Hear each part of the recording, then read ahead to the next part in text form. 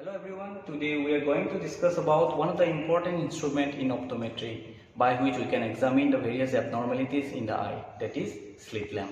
So slit lamp is an ophthalmic instrument which is used by an optometrist or an ophthalmologist, and it is mainly used to examine the anterior segment of the eye like eyelids, irises, conjunctiva, cornea, sclera, uvea, pupil, lens and up to anterior vitreous we can examine, but with the help of some other accessories like ruby lenses, high plus convex lenses like 60D, 78D, 90D. We can also examine the posterior part of the eye like fundus, optic discs, macula, curved disc ratio, etc. So slit lamp has basically two components. The first one is the observation system and the second one is the illumination system. The illumination system provides a precise and adjustable source of light. We can sense the height and width of the beam by rotating some knobs. So this is the beam, this is the knob by which we can sense the width of the beam from wide to narrow. This one. And with the help of this beam, we can sense the height of the beam from long to short according to our requirement. This one. And we can also sense the orientation of the beam by rotating this one. This is the vertical beam and we can sense it from vertical to horizontal or horizontal to oblique according to our needs. The observation system and illuminating system we can rotate it independently. And in observation system consists of a microscope and a magnification sensor lever. In microscope consists of an objective lens and an eyepiece lens, and the eyepiece lens is always towards the examiner and an objective lens is always towards the patient.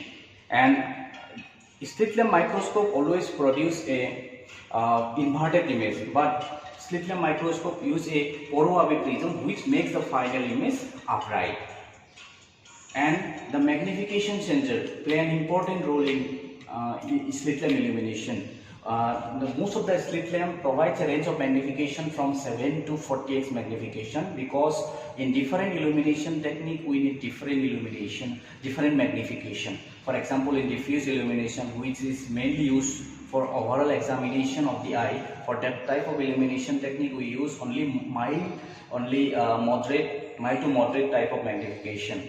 But for specular reflection, which is mainly used to examine the endothelium of the eye, for that condition we use only high magnification like 40x. And the illumination system also provides a varieties of filters like diffuser filter, cobalt blue filter and red free filter for specific ocular health condition. In diffuser filter mainly we use along with the diffuse illumination for overall examination of the eye, and red free filter, this is the red free filter which you use for examining the hemorrhages, blood vessel, new vascularization in the eye. But this is the cobalt blue filter which is mainly used along with the fluorescent stain, and it is also used in tear film breakup time test, which is an important test for dry eye testing. And this is the fixation point which is used for keep the patient's eyes straight during the test, during the slit lamp test.